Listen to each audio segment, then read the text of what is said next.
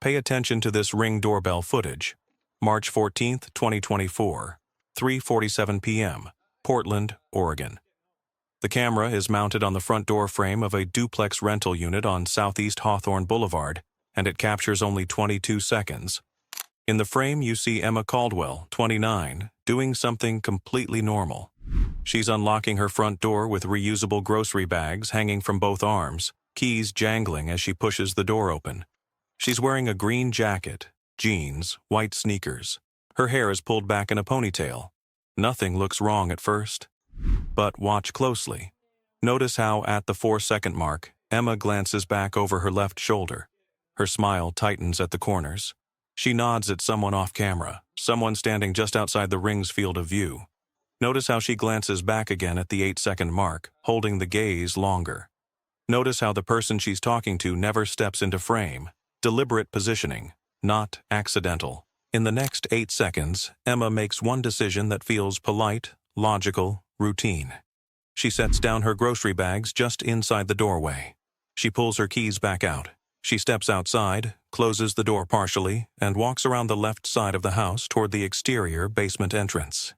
The camera loses her. She disappears off frame at the 19-second mark. And this is what makes this footage different from every other clip you've seen. The person who convinced her to go down there had a key to every lock in that house. He had access to every room, every corner of her life. He wasn't a stranger. He was her landlord. And he'd been watching her for months, obsessing over her, unable to accept that she loved someone else. That is the last time anyone sees Emma Caldwell alive. March 15th, 2024, 7:32 a.m. Ryan Torres pulls into Emma's driveway the same way he does every Thursday morning. Coffee run, breakfast together before work. It's routine. He knocks 3 times, no answer. He texts, no response. He calls, straight to voicemail. Emma always answers by the second ring. He unlocks the door with his key. The grocery bags are still there, tipped over inside the entrance. Oat milk has leaked onto the hardwood floor. Produce scattered everywhere. Emma would never leave groceries out overnight. Ryan walks through the apartment calling her name. Bedroom, empty. Bathroom, empty. Her phone is on the kitchen counter, fully charged. Her laptop open on the dining table. Everything is here except Emma. He tries the interior basement door. Locked. He goes outside, around the side to the exterior basement entrance. The door is slightly ajar. Ryan's stomach drops. He pushes it open. The basement is dim, smells like damp concrete. A washer hums in the corner, and then he sees her. Emma is on the concrete floor, near the far wall, partially hidden behind storage bins. Lying on her side, one arm stretched out. Her skin is pale, almost gray. Ryan screams her name, runs to her, shakes her shoulder. Her body is cold, stiff, no pulse. He dials 911 at 7:39 a.m. Paramedics arrive at 7:46 a.m. They pronounce her dead at the scene. She's been dead for at least 10 to 12 hours, likely since late yesterday afternoon. Portland police secure the scene by 8 a.m. Detectives Sarah Nguyen and Marcus Hall arrive at 8:15 a.m. Detective Nguyen kneels beside Emma's body. The position is awkward. Emma isn't sprawled like someone who collapsed suddenly. She's tucked near the wall, like she tried to crawl away from something. Her right hand is clenched. Nguyen carefully opens Emma's fingers. Inside her palm is a small torn piece of fabric, navy blue, heavy cotton, like a work shirt. Nguyen bags it. Near Emma's body, 3 feet away, is a stainless steel water bottle, half empty. Nguyen bags it for lab analysis. Detective Hall walks the perimeter, no forced entry. The exterior door was unlocked but not broken. No shattered windows, no overturned furniture, no blood, no weapon, no visible trauma beyond the fabric in her hand. Hall goes upstairs. Everything is neat, orderly. No signs of struggle. Emma's phone, laptop, purse all present. Her wallet intact. This isn't robbery, Hall asks Ryan when he last spoke to Emma. Ryan says yesterday afternoon around 3:30 p.m. Emma texted that she had errands to run. David, her landlord, was coming over for a basement inspection. She'd text Ryan after. She never did. Hall asks if Emma had any medical conditions, drug use, prescriptions. Ryan shakes his head. Emma was healthy. She ran, hiked, practiced yoga. Didn't drink much, didn't smoke, didn't do drugs. Hall asks if Emma had enemies. Ryan hesitates.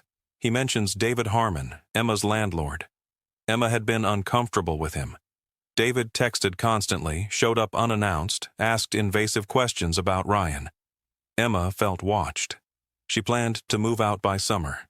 She and Ryan were finding a place together. Nguyen and Hall exchange a look. They ask for David's contact information. The medical examiner arrives at 9:30 a.m. Dr. Patricia Chen performs a preliminary examination. No visible trauma, no ligature marks, no stab or gunshot wounds, no defensive wounds except the torn fabric and fibers under Emma's nails. No signs of sexual assault. Bluish tint to lips and fingernails, consistent with oxygen deprivation.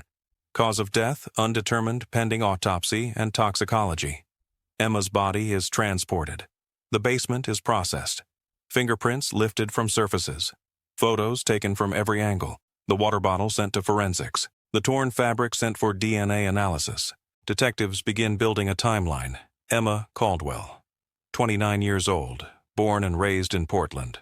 Only child of Catherine and Robert Caldwell. Catherine is a retired elementary school teacher. Robert is a civil engineer. They describe Emma as creative, independent, kind.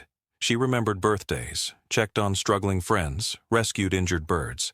Emma graduated from Portland State in 2017 with a degree in graphic design. Talented, with an eye for color and composition. She worked freelance, built an impressive portfolio. Tech startups hired her for branding, small businesses for websites, nonprofits for fundraising materials. She worked from home, set her own hours, loved the freedom.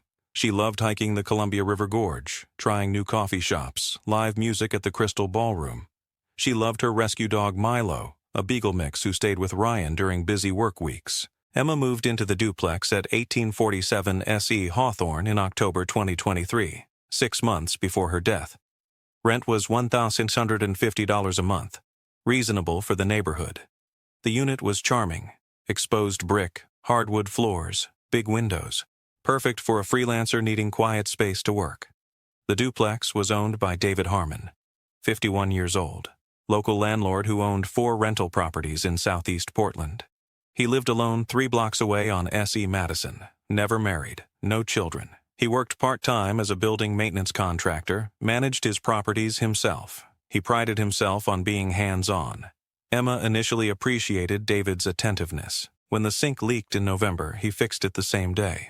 When the furnace rattled in December, he came that evening. Emma thought she'd lucked out with a responsive landlord. But over months, something shifted. December 2023. Emma tells her best friend Jenna Park that David texts her constantly. Not just maintenance. He asks if she's home safe after late nights, if she needs anything from the hardware store, if the neighborhood feels safe, if she's scared living alone. Emma brushes it off as diligence. January 2024.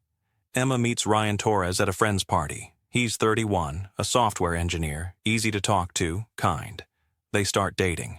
Ryan stays over a few nights a week. Emma posts photos on Instagram, hiking at Multnomah Falls, brunch, concerts. She's happy, falling in love. February 2024.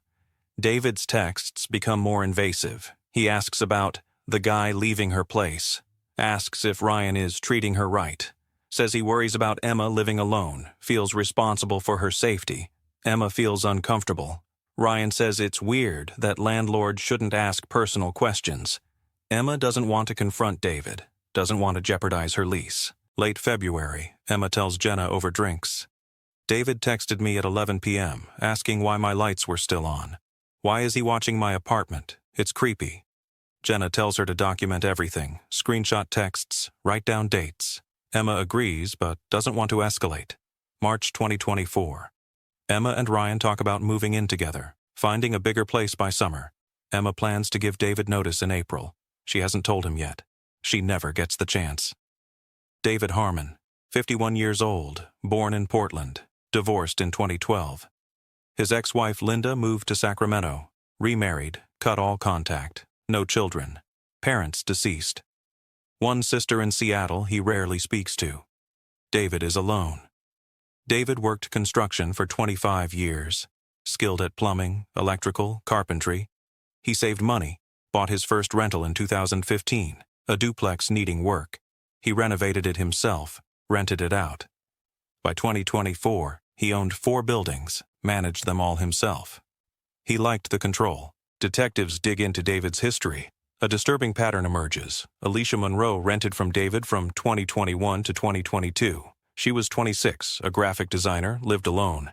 She tells detectives David was obsessed with her, texted constantly, showed up unannounced, claiming he needed to check equipment.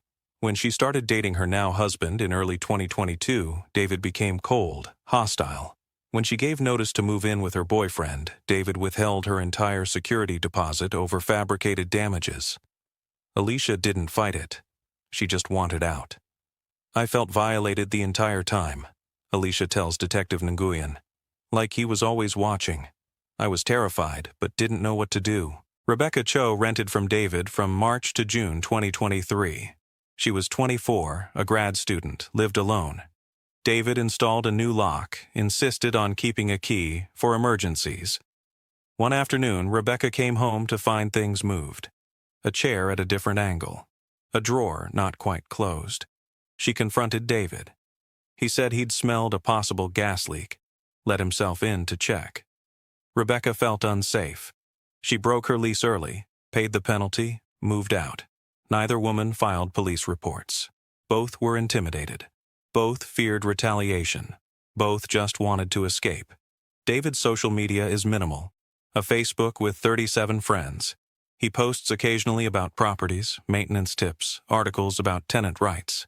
But he follows all his female tenants on Instagram and Facebook, likes their posts within minutes, comments frequently. Glad you're enjoying Portland. Stay safe. Beautiful view.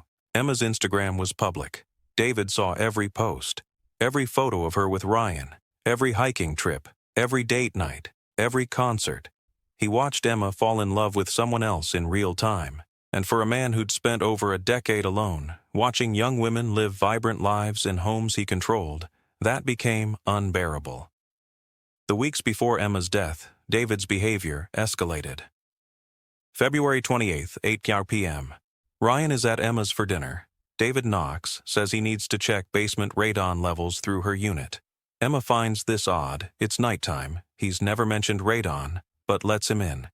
David descends for 10 minutes, comes back up, glances coldly at Ryan, leaves. Emma tells Ryan, "That was weird." March 5th, 11 p.m. David texts, "Saw your lights on late. Everything okay? You're not in any trouble, are you?" Emma shows Ryan. Ryan says it's creepy. Emma responds, "I'm fine. Please only contact me during the day for property issues." David doesn't respond. March 10th. Emma and Ryan post photos from Cannon Beach, kissing on the shore, clearly in love. Within an hour, David likes the photo.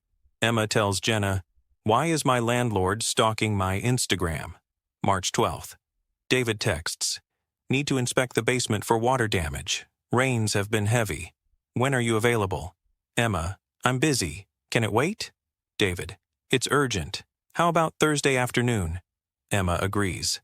Thursday, March 14th, 3:30 p.m. She just wants it over with. March 14th, 3:47 p.m.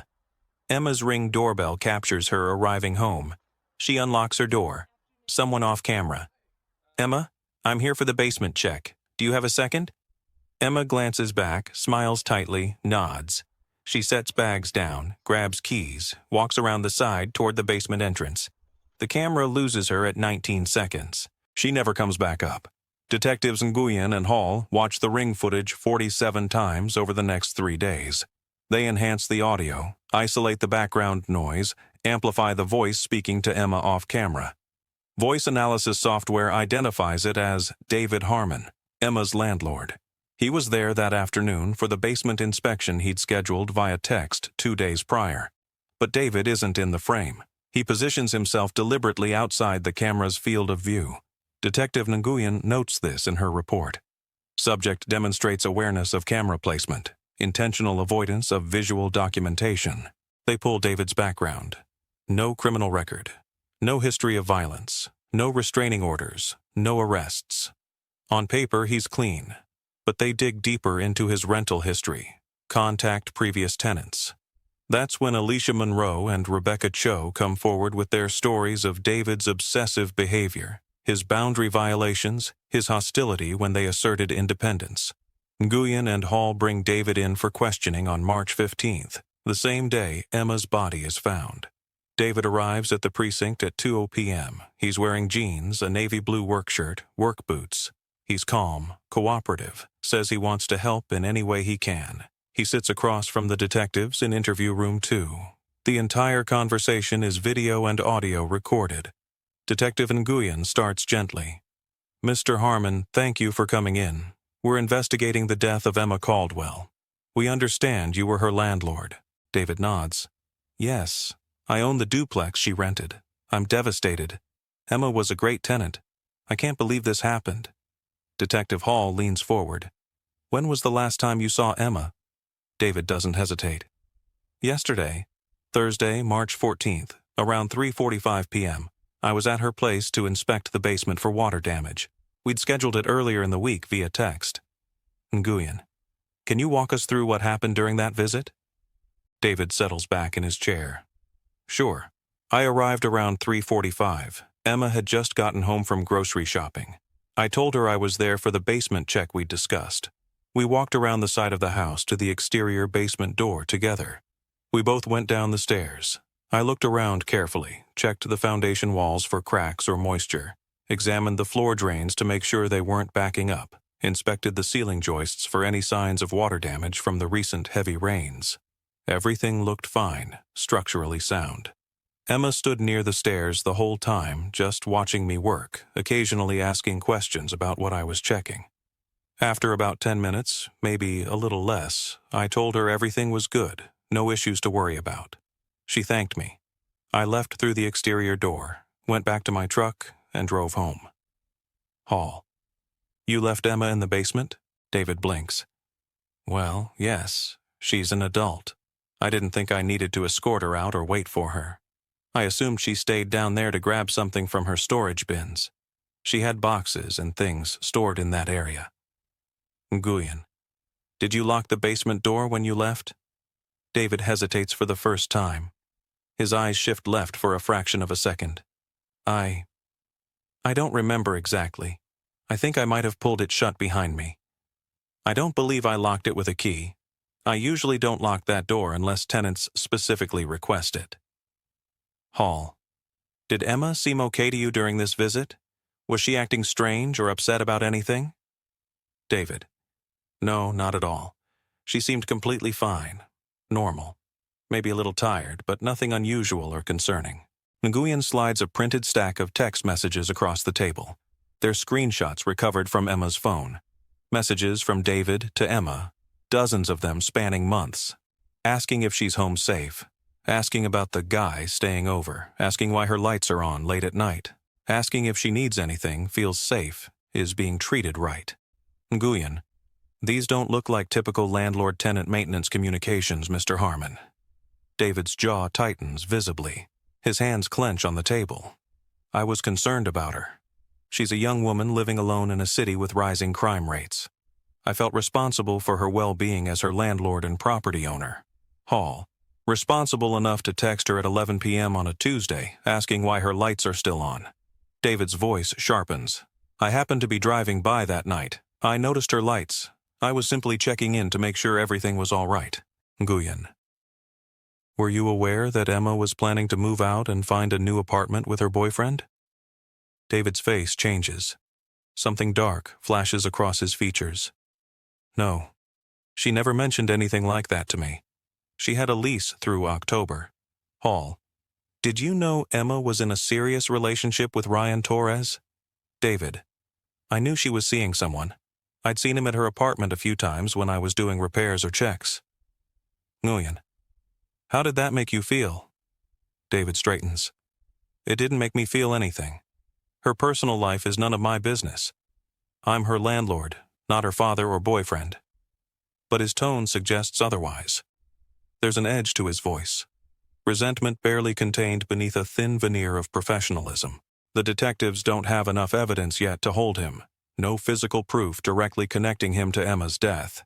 They let him go at 4:30 p.m., but tell him firmly not to leave the Portland metro area, that they'll likely have more questions. David walks out of the precinct, gets in his truck, drives away. Nguyen and Hall regroup in the conference room. They need forensics. They need the toxicology report. They need something concrete.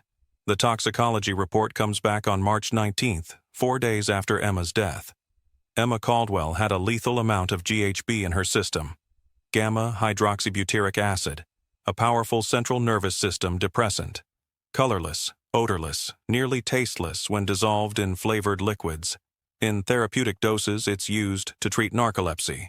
In high doses, it's a weapon. It causes dizziness, confusion, loss of motor control, loss of consciousness, respiratory depression, death. The medical examiner, Dr. Patricia Chen, estimates Emma ingested the GHB somewhere between 3:30 p.m. and 4 p.m. on March 14th. Based on Emma's body weight of 120 pounds and the concentration of GHB found in her blood and tissue samples, she would have begun feeling effects within 10 to 15 minutes of ingestion. Full incapacitation would have occurred within 20 to 30 minutes. Death from respiratory failure would have occurred within 40 to 60 minutes. Emma died between 4:30 p.m. and 5 p.m. on March 14th, while David Harmon was still at her property or had just left. The water bottle found near Emma's body is analyzed by the forensics lab. GHB residue is detected inside, concentrated near the bottom where liquid would have pooled. The bottle is dusted for fingerprints. 2 clear sets are recovered. One belongs to Emma Caldwell. The other belongs to David Harmon. Detectives immediately obtain a search warrant for David Harmon's residence. They execute it on March 20th at 6 a.m., arriving with a team of forensic technicians and uniformed officers. David's house is neat, almost obsessively organized, everything in its place. Kitchen spotless, living room tidy, bedroom made with military precision. In the garage, detectives find shelves lined with tools, paint supplies, cleaning products, industrial solvents. Tucked behind a shelf of paint thinners, they find a plastic bottle labeled GBL, gamma-butyrolactone, a legal industrial solvent used for removing graffiti, cleaning automotive parts, stripping paint. But when ingested, GBL rapidly converts to GHB in the body. Same effects, same lethality, same weapon. David's explanation when confronted: "I use that for my maintenance work. It's for cleaning tools and removing stubborn stains. It's completely legal to own." He's right. It is legal. But combined with everything else, it's damning. In David's bedroom, forensic technicians seize his laptop computer. Digital forensics analysts examine the hard drive over the following days. What they find is chilling. David's internet search history from the weeks leading up to Emma's death. March 1st, 2024. How to tell if tenant is breaking lease early. March 3rd, 2024. Signs your girlfriend is leaving you. March 8th, 2024. How long does GHB stay in human system after death? March 11th, 2024. How to make someone unconscious quickly without them knowing. March 13th, 2024. Oregon basement safety codes and regulations. David visited Emma's Instagram profile 47 times between March 1st and March 14th. He didn't just casually scroll. He screenshotted photos, saved them to a folder on his desktop titled Properties. Inside that folder are photos of all his rental buildings, maintenance records, tenant contracts, and buried among the property documents are dozens of photos of Emma. Just Emma. Screenshots from her Instagram and Facebook. Photos of her at the duplex, walking to her car, carrying groceries, getting her mail. Some of the photos appear to be taken from a distance, shot from across the street or from a parked vehicle, zoomed in. David had been conducting surveillance on Emma Caldwell for months. In David's laundry hamper in the bedroom, forensic technicians find a navy blue work shirt. There's a visible tear in the left chest pocket, the fabric ripped cleanly away. The shirt is bagged and sent to the lab. Fiber analysis confirms the torn piece of fabric found clutched in Emma's hand matches the work shirt found in David's hamper perfectly. The weave pattern is identical, the thread count matches, the dye composition is the same. DNA analysis finds Emma's epithelial cells on the torn fabric transferred when she grabbed his shirt. Emma fought. In her final moments of consciousness, disoriented and terrified, she grabbed at David Harmon. She tore his shirt. She tried. Security camera footage from a cafe directly across the street from Emma's duplex is subpoenaed. The cafe's exterior camera captures the street, sidewalk, and part of Emma's driveway. The footage is grainy but clear enough. March 14, 2024. David Harmon's white Ford F-150 truck is captured on camera parking outside Emma's duplex at exactly 3:42 p.m. The truck remains parked there until 4:31 p.m. 49 minutes. David told detectives he was only at Emma's property for approximately 10 minutes. He lied. Phone records are subpoenaed for both Emma and David. Emma's last outgoing text message was sent to Ryan Torres at 3:51 p.m. "David's here for basement check. Call you after." She never called. She never texted again. David's phone records show he texted Emma at 3:38 p.m. "On my way. Be there in 5 minutes." After that, there's a significant gap in his phone activity. He didn't text anyone, didn't call anyone, didn't use any apps until 5:47 p.m., when he texted another tenant about a broken dishwasher repair. What was David doing during that hour-plus gap? Where was he? What was he doing? Detectives reconstruct the timeline with forensic precision. 3:38 p.m. David texts Emma confirming he's on his way. 3:42 p.m. David arrives at Emma's duplex. Security footage captures his truck parking on the street. 3:47 p.m. Emma arrives home from grocery shopping. Ring doorbell footage captures her unlocking her door. David is off camera, speaks to her about the basement inspection. Emma agrees to accompany him to the basement. 3:50 p.m. to 4:05 p.m. Emma and David are in the basement together. No cameras inside, no witnesses. David offers Emma the water bottle. He prepared it in advance, dissolving GBL into water in the stainless steel bottle. Emma drinks. She trusts him. He's her landlord. This is a routine maintenance inspection. She has no reason to suspect anything sinister. Within 10 minutes, the GBL begins converting to GHB in her body. She starts to feel dizzy, disoriented, confused. 4:05 p.m. to 4:20 p.m. Emma realizes something is very wrong. She tries to leave, stumbles toward the basement stairs. David blocks her path. She grabs at him desperately, her hand catching his shirt pocket, tearing the fabric. She's scared, confused, her motor control failing rapidly. David doesn't help her. He doesn't call 911. He doesn't attempt to assist her in any way. He watches. 4:20 p.m. to 4:30 p.m. Emma collapses on the cold concrete floor near the storage bins. Her breathing becomes shallow, labored. David stands over her, watching her die. Because in his mind, if he can't have her presence, her gratitude, her attention, if she's going to leave his property, choose Ryan over him, start a new independent life beyond his control, then no one should have her. 4:31 p.m. David leaves through the exterior basement door. He pulls it shut behind him, but deliberately doesn't lock it. He wants it to appear that someone else could have accessed the basement, that Emma's death might have been caused by an unknown intruder or might have been accidental. Security footage captures his truck departing.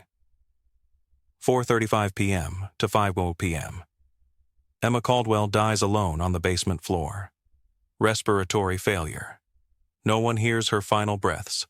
No one comes to save her. Detectives present their complete findings to the district attorney's office.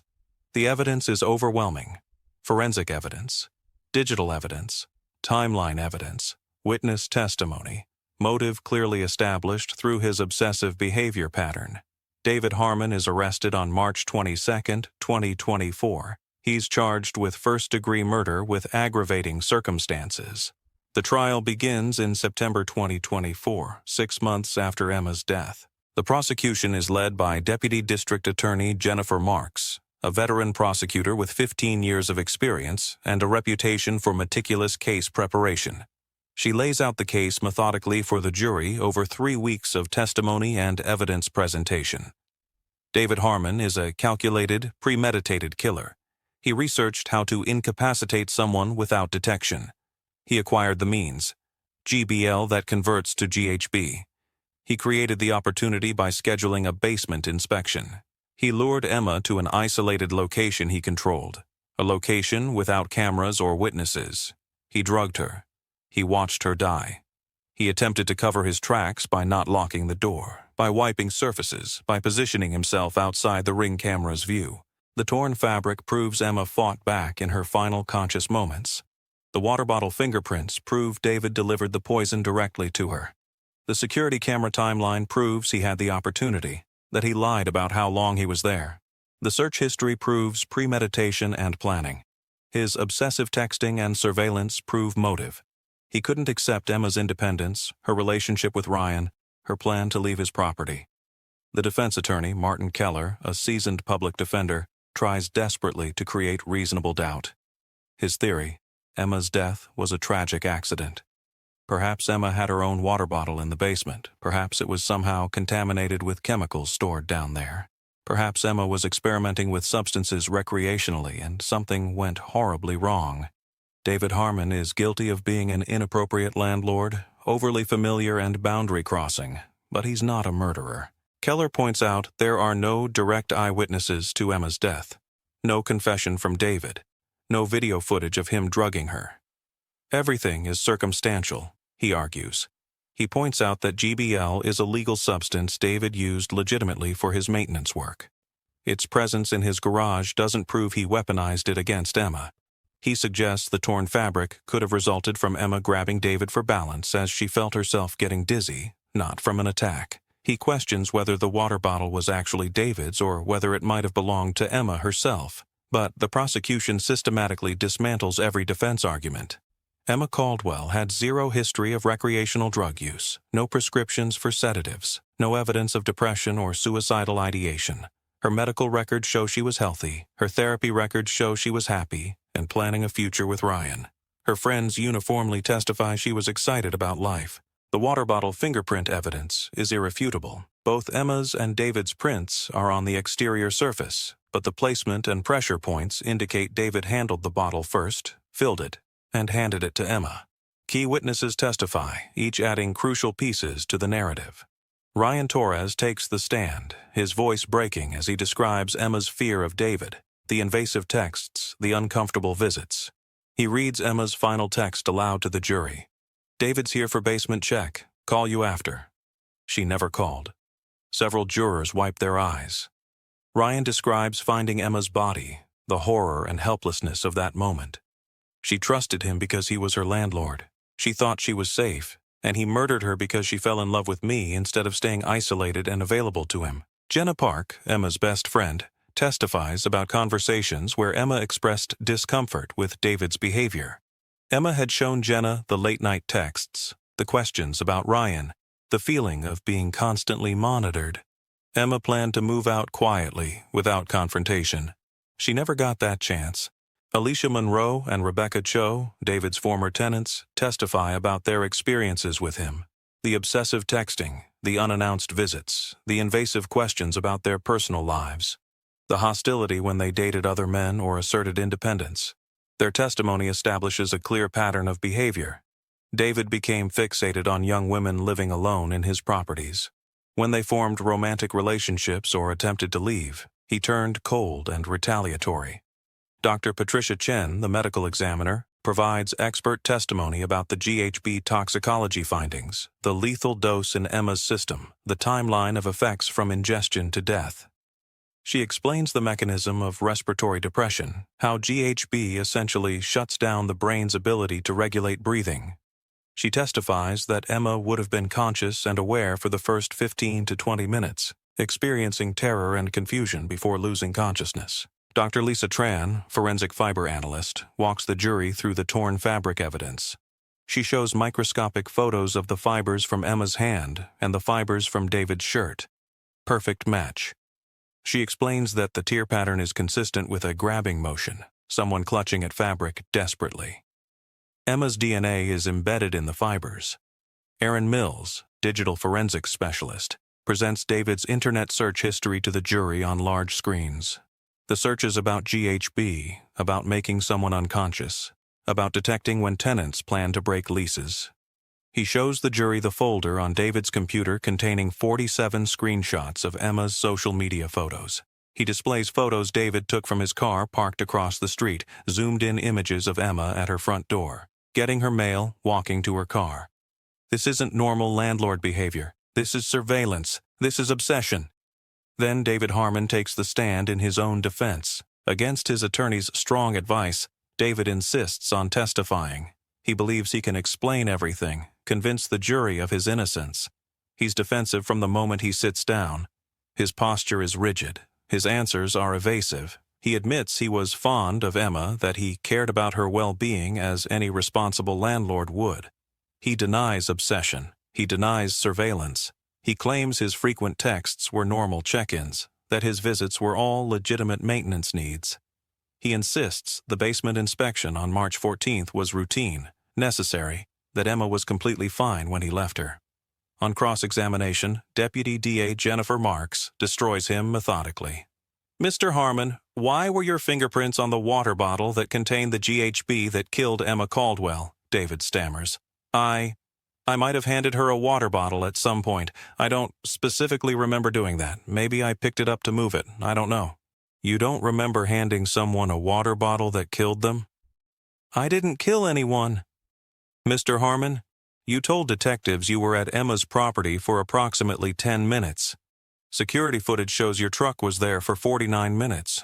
Why did you lie?" "I didn't lie. I must have lost track of time. I don't wear a watch." "You lost track of 40 minutes?" "Yes, I was focused on the inspection." "Mr. Harmon, you testified that you left Emma alive in the basement, but you also testified earlier that you didn't see her collapse. How do you know she collapsed if you'd already left?" David's face goes pale. He realizes his mistake.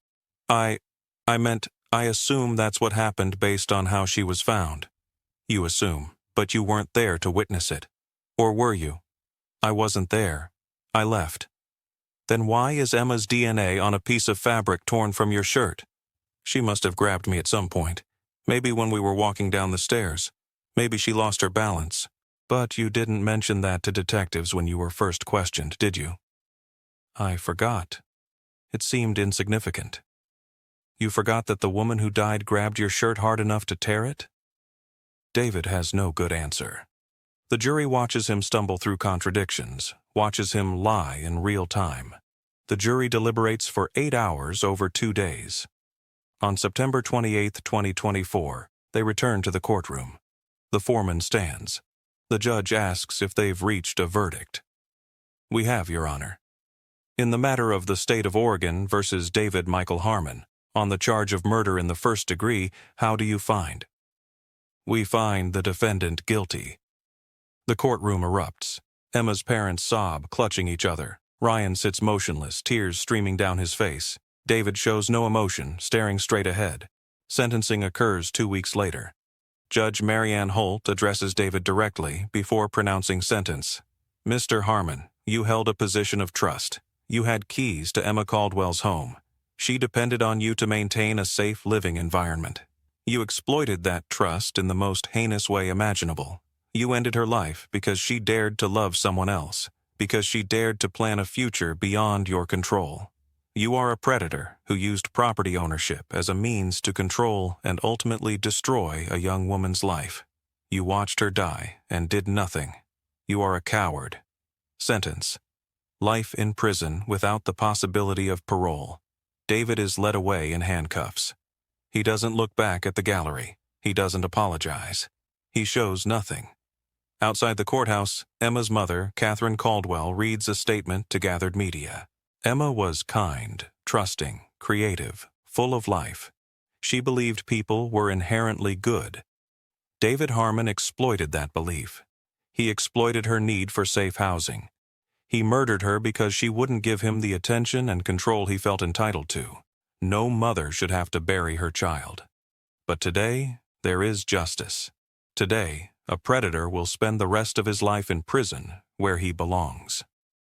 Ryan doesn't speak to media, but he posts a tribute on social media. "Emma, you deserved a lifetime. You deserved mornings with coffee and Milo. You deserved hikes and sunsets and growing old. David Harmon stole that future. But he can't steal your memory or the love we shared. I'll carry you with me forever." Emma's death sparks urgent conversations about tenant safety and landlord accountability throughout Oregon. Housing advocates push for legislative reform.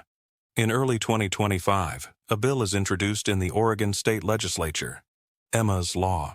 The proposed law requires landlords to provide 24-hour written notice before entering rental properties, except in genuine emergencies.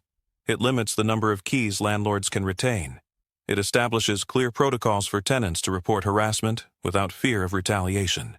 It creates a state database tracking landlords with substantiated complaints.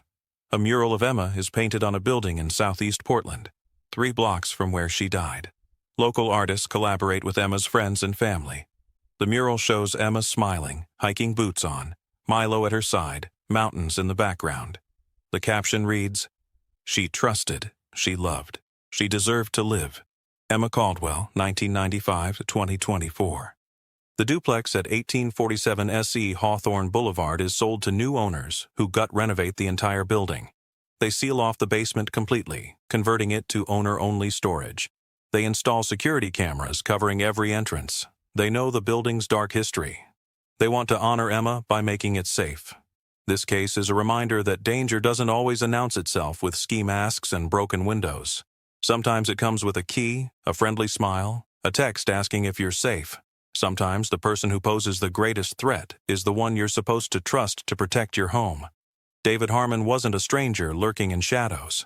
He was a landlord who believed ownership of property meant ownership of the people inside it. When Emma Caldwell asserted her independence, chose love, planned a future beyond his control, he couldn't accept it. He researched. He planned. He acquired the means. He created the opportunity. He drugged her. He watched her die alone on a cold basement floor. But Emma Caldwell was not nothing. She was a daughter who made her parents proud. She was a girlfriend planning a future with the man she loved. She was a friend who remembered birthdays and checked on people. She was a creative soul who brought beauty into the world through her work. The Ring doorbell footage shows Emma's last free moment. Bags in her arms, smile on her face, walking toward a basement she thought was safe because the person asking her to go there held her keys. She trusted her landlord. Only he came back up. Emma Caldwell, 29 years old. Gone, but never forgotten. Because of her story, laws will change. Tenants will be safer, and predators like David Harmon will face justice.